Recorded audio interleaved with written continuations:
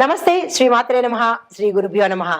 అయితే నేను ఎప్పుడూ మీ ముందుకు ఒక్కొక్క ప్రతి నెలలోనూ వచ్చే రాజయోగాలను మాత్రమే వాటితో మాత్రమే నేను మీ ముందుకు వస్తాను. అయితే ఈ రాజయోగాలు, మహారాజయోగాలు, యోగాలు ఇలాంటి వాటిలో స్పెషల్ ప్రతి ఒక్కళ్ళకి ఏదో ఒక మంచి జరగాలనే ఆశయంతో మీ ముందుకు ఈరోజు మరొక యోగాన్ని తీసుకొచ్చాను. అయితే ఆ యోగం ఏంటంటే శుక్రగ్రహము నక్షత్రంలోకి మారడం వల్ల వచ్చే అరుదైన రాజయోగం అన్నమాట. అంటే మనకి ఈ గ్రహాలు ఒక్కొక్కసారి రాసుల్లో మారుతూ ఉంటాయి, ఒక్కొక్కసారి నక్షత్రాలలో కూడా మార్పులు సంభవిస్తుంటాయి. ఈసారి శుక్రగ్రహము నక్షత్రాలలో మారిందనమాట. ఈ మారడం వల్ల ఎలాంటి చారిత్రాత్మక సంఘటనలు జరుగుతాయి, రాసుల వాళ్ళకి ఎలాంటి మంచి ఫలితాలు వస్తాయి అనే అంశాన్ని మీకు సవివరంగా తెలియజేస్తాను. అయితే ఈ శుక్రగ్రహ మార్పులు, నక్షత్ర మార్పులు ఏ సమయంలో ఏ రోజు నుంచి ఎలాంటి ఫలితాలు ఇస్తాయి అంటే కనుక జూన్ 13 నుంచి 2025 అంటే గత నెల 2025 జూన్ 13లోనే అంటే రాత్రి 9:21 శుక్రగ్రహము భరణీ నక్షత్రంలోకి ప్రవేశించేసింది. అయితే ఇది ఎప్పటి వరకు ఉంటుందంటే 6 వారాల సమయం వరకు ఈ సమయము అంటే ఈ రాజయోగము ఉండబోతోంది. ఆ సమయం ఎప్పుడు అంటే జూన్ 26 మళ్ళా మధ్యాహ్నం 12:24 సమయానికి శుక్రుడు కృత్తికా నక్షత్రంలోకి మారాడు. అంటే భరణీ నక్షత్రంలో నుంచి కృత్తికలోకి మారాడు. ఇలా ఒకే సమయంలో ఒకే నెలలో 2 నక్షత్రాలు శుక్రగ్రహం మారింది. అయితే వీటి యొక్క ఫలితాలు కొన్ని రాసులు లక్కీ రాసులు, రాజయోగాలే కాదు సుమండి, ఈ రాజయోగాలలో కూడా నక్షత్ర రాజయోగాలను కూడా మీకు నేను అందిస్తున్నాను. అయితే 4-5 రాసులు అయితే మాత్రము చాలా చక్కగా ఉండబోతున్నాయి.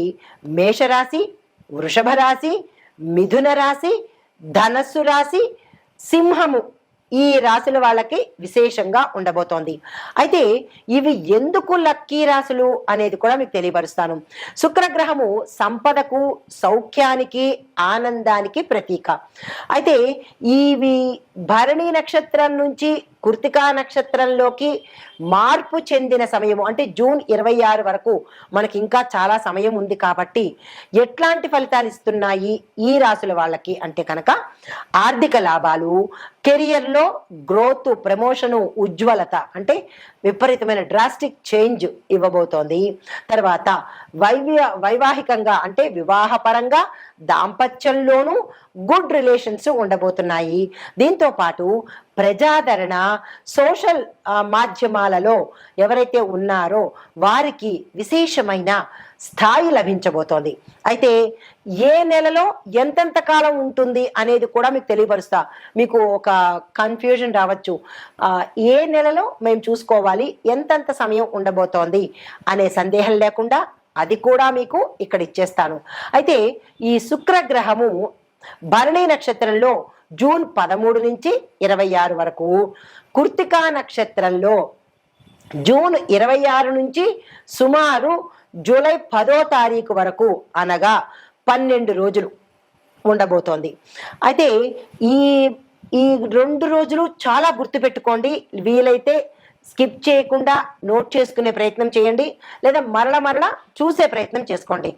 శుక్రుడు స్వరాశిలోనే అంటే వృషభ రాశిలోనే జూన్ 29 నుంచి జూలై 26 వరకు ఉంటాడనమాట. ఇది కూడా మీరు చాలా జాగ్రత్తగా ఏ రాశుల వాళ్ళకి ఏ సమయాల్లో అనేది చెప్పాను కాబట్టి రాసుకుని నేను చెప్పే పరిహారాలు కానీ ఈ యొక్క ఫలితాలు కానీ జాగ్రత్తగా చూసుకునే ప్రయత్నం చేసుకోండి. అయితే మొత్తంగా చూసినట్టయితే జూన్ 13 నుంచి జూలై 26 వరకు సుమారుగా 6 వారాల పాటు ఈ శుక్రుడు సంచారం చేయబోతున్నాడు అనమాట. విశేషమైన ఫలితాలను ఇవ్వబోతున్నాడండి. అయితే ఆ రాసులకే కాకుండా దేశకాలమాన న్యాయ, ఆర్థిక, రాజకీయ రంగాల్లో కూడా మనం చూసుకోవాలి కదా. ఇప్పుడు ఒక్కొక్క పరిధిలోనూ ఎలా ఉండబోతోంది అనేది చెప్తాను. ముందుగా ఆర్థికంగా చూసినట్టయితే ద్రవ్య వేదన అంటే స్టాక్ మార్కెట్లో కావచ్చు పెరుగుదల కనబడుతోంది. టెక్, ఎఫ్ఎంసీజీ, ఐటీ రంగాలలో వృద్ధి కూడా కనబడుతోంది. తర్వాత విదేశ పెట్టుబడులు చాలా ఫ్లో ఎక్కువగా ఉండబోతోంది. వృషభ, మిథున, ధనస్సు రాశుల కలిసే ఈ అనుసంధానం అనేది ఏర్పడబోతోంది. తర్వాత పేమెంట్ వ్యవస్థలో సౌకర్యాన్ని తీసుకొస్తున్నారు. ఈ స్కాముల బారిట ప్రజలు పడకుండా ఉండడం కోసము డిజిటల్ సేవలు, ఈ కామర్స్ సేవలు, అంటే చాలా మంది మనకి ఈ పేమెంట్లు, జీపేలు, ఫోన్పేలు ఇలాంటి పేమెంట్లలో స్కామ్స్ ఎదుర్కొంటున్నారు. కాబట్టి ప్రజలు కోసము మన ప్రభుత్వము కొత్త కొత్త టెక్నాలజీని మనకి అందుబాటులోకి తీసుకురాబోతోంది. ఈ కామర్స్ ఒకటి, డిజిటల్ సేవలు ఒకటి అందుబాటులోకి తీసుకొస్తోంది. అయితే ఇంకా రాజకీయ పరిస్థితులు చూసినట్టయితే కనుక రాష్ట్ర ఎన్నికల సమీకరణాలు జరగబోతున్నాయి. ఇప్పటికే జనవరి, మార్చిల్లో గమనించినట్టయితే కనుక మే 14 నుంచి శుక్రయోగం కూడా మనకి కంజెక్టివ్ అవుతోంది. దీనివల్ల కొంత మార్పులు జరిగే అవకాశం కూడా కనబడుతోంది.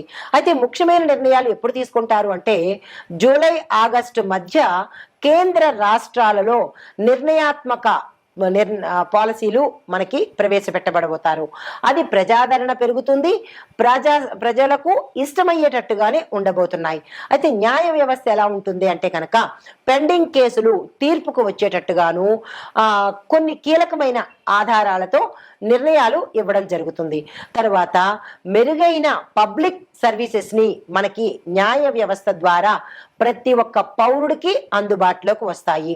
తర్వాత రక్షణ విభాగం చూసినట్టయితే ఆర్మీ, పోలీసులు ఆపరేషన్స్ అనేవి కొత్తగా అంటే టెక్నాలజీ పరంగా కావచ్చు, లేదా అంటే కొంచెం పటిష్టంగా ఉండేటట్టుగా చర్యలు తీసుకోబోతున్నారు. సైబర్ సెక్యూరిటీ ఆధునికీకరణ చాలా ఫాస్ట్గా తీసుకుంటున్నారు. ఎందుకంటే సైబర్ నేరాలు ఎక్కువగా జరుగుతున్నాయి కాబట్టి వాటిని తగ్గించి ప్రజలకు మేలు చేయాలి అనే ధోరణిలో డిజిటల్కి కొంచెం మార్పు చేర్పులు చేసి ప్రజల్ని సైబర్ నేరాలకు దూరంగా ఉంచే ప్రయత్నం మన ప్రభుత్వం తీసుకోబోతోంది. చాలా చక్కని విషయం ఇది. అయితే రాశి వారీగా దేశవ్యాప్తంగా ఈ యోగం ఎలా ఉండబోతోంది అంటే కనుక ఆర్థిక రంగం చూసినట్టయితే లాభాల వృద్ధి, ఎంఎస్ఎంఈ, ఎస్ఎంఈ విభాగాలలో మనకి ఉత్ప్రేరణ, డెవలప్మెంట్ కనబడుతోంది.